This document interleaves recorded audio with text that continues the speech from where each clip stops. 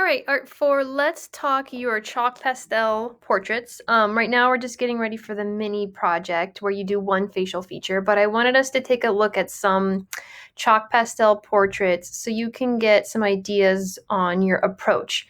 So some things I want to talk to you about are control or experimentation. I want to talk about color scheme, and I want to talk about realism versus expressionism. So, what we have in front of us is a chalk pastel, and this looks like almost a photograph, So, we have a very realistic chalk pastel rendering of a portrait. And that may be the way that you want to approach this project. Do you want it to look just like a picture? Do you want everything to be very smooth and blended and realistic?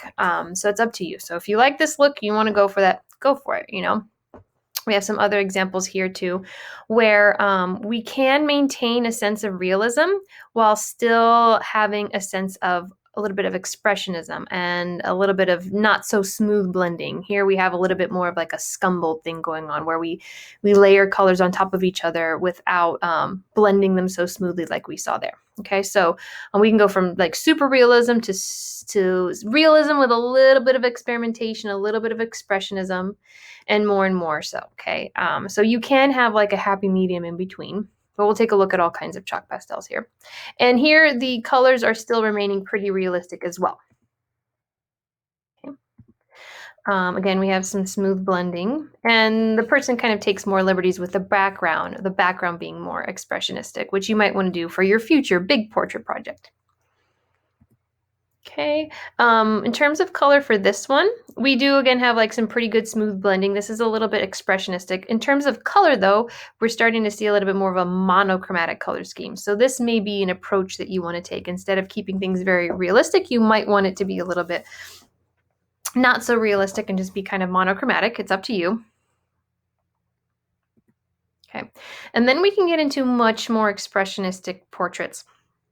So, yes, we still have a portrait here. It's very well rendered. It's very well drawn. It is, you could see the face, but there are obviously liberties taken, not only with colors, but with the approach of rendering the chalk pastels in the drawing. So, it's a little bit more feathered and scumbled. It's not so perfectly well blended like we've seen before, like here, okay?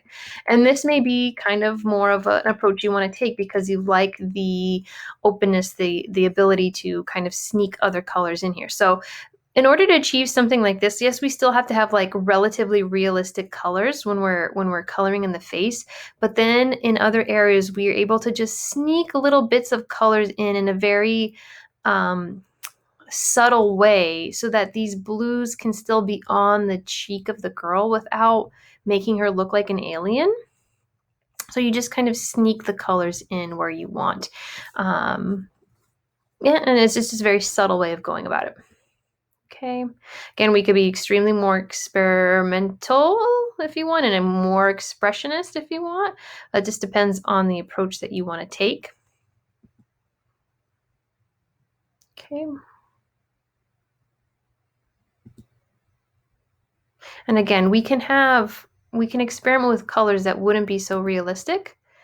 Like in here we have even like greens, like yellow greens and stuff like that, and purples where they typically wouldn't see them, but just by sneaking them into the shadows or the highlights of the face, as long as you're paying attention to the value, then you can sneak those colors in. So for darker areas, see how they sneak in purple right there and in like the pupil of the eye and everything and in the hair.